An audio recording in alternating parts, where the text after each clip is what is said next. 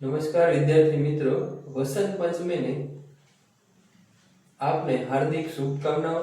માં સરસ્વતી તમને વધારેમાં વધારે ભણવાની શક્તિ આપે તેવી પ્રાર્થના। આ દાખલો છે 10 અને 250 વચ્ચે 4 ના કેટલા ગુણિત થશે। મોટા ભાગના વિદ્યાર્થીઓ આવા દાખલાઓને સ્કીપ કરી દે છે સંખ્યા જોઈએ, પણ દાખલો આપણે વ્યવસ્થિત સમજી લઈએ તો પરીક્ષામાં આપણે ગણતરી કરી શકીએ। તો ધ્યાન રાખજો, 10 અને 250 વચ્ચે 4 ના કેટલા ગુણિત હોય તો આપણે આ રીતે લખી દેવાનું। પહેલા ઘડિયું લખવાનું, 4 નું ઘડિયું 4 એકા 4, 4 દુ 8, 4 ધરી 12, પહેલા 12 આવશે, 10 અને 10 કરતા મોટી આવે, 4 ચોક 16, 4 પંચા 20, આવી 3 સુધી લખવાનું। 4 નો ગુણિત 250 ની વચ્ચે એટલે 250 નહીં આવે, એના આગળની સંખ્યા 249। 249 4 ના ઘડિયામાં આવશે કે કેમ? 4 નો ગુણિત છે તો એ 4 વડે વિભાજ્ય હોવો જોઈએ। 4 છંગ 24 અને 9 વધે, 4 દુ 8, શેષ 1 વધી એટલે 4 નો ગુણિત નથી। એના આગળની સંખ્યા ચેક કરીએ, 248, 4 વડે ભાગીએ, 4 છંગ 24, 8 વધ્યા, 4 દુ 8, શેષ 0 મળી, એનો મતલબ એવો કે 4 વડે વિભાજ્ય છે। તો સૌથી મોટી આ દાખલામાં મળી 248। બસ આટલું હતું। હવે દાખલો આવડી જાય અને છેલ્લે સુધી ગણતરી જોજો। દાખલો આવડી જાય તો કોમેન્ટમાં લખજો કે સમજાઈ ગયું।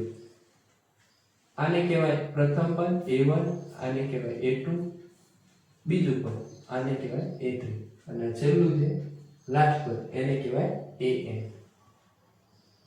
A બરાબર 12, પ્રથમ પદ 12, D એટલે ડિફરન્ટ, ગુજરાતીમાં કહેવાય તફાવત, બીજામાંથી પહેલું પદ બાદ કરવાનું, A2 A1, 16 12, 16 માંથી 12 જાય તો કેટલા વધે?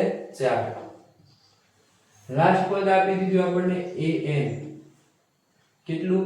248 અને n કેટલી સંખ્યા હશે આવી આ લાઈનમાં તો એ આપણે શોધવાની છે।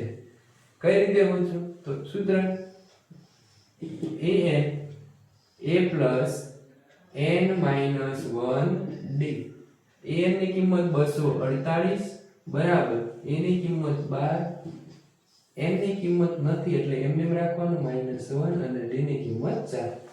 સમજાય ગયા? એટલે બધી 248 12 આ બાજુ આવે તો -12 અને n -1 4 વધી, બાદબાકી કરીએ, 8 માંથી 2 જોઈએ તો 6, 4 માંથી 1 જાય તો 3 અને 2 ને 237।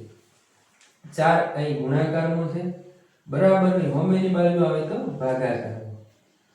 સામે વધ્યું n-1, 236 ભાગ્યા 4, 236 ભાગ્યા 4, 4 પંચા 20, 3 વધ્યા ઉપરથી ઉતારે 6, 4 પંચો 20, 4 છંગ 24, 4 છંગ 24, 4 7 28, 4 8 32 અને 4 9 36 તો 59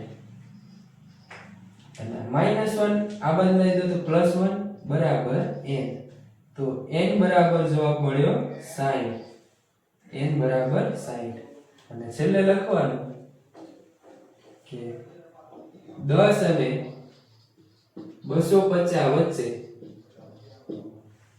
4 ના 60 ગુણિત હશે। આ રીતે લખો તો જેટલા માર્કનો દાખલો પૂછાયો એટલા પૂરેપૂરા માર્ક મળે।